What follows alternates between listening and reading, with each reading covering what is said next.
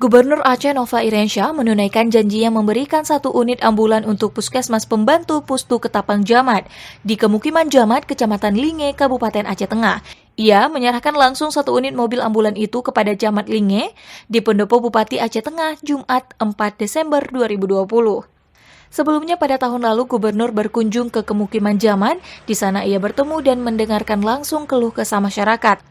Salah satu keluhan mereka saat itu adalah akses layanan kesehatan yang jauh. Kemukiman Jamat merupakan salah satu wilayah yang berada di pedalaman Aceh Tengah.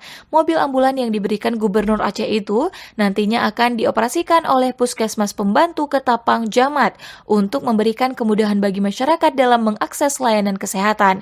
Sementara itu, Camat Linge, Win Akbar, menyampaikan rasa syukur dan berterima kasih kepada Gubernur Nova atas pemberian ambulan untuk masyarakat Kemukiman Jamat.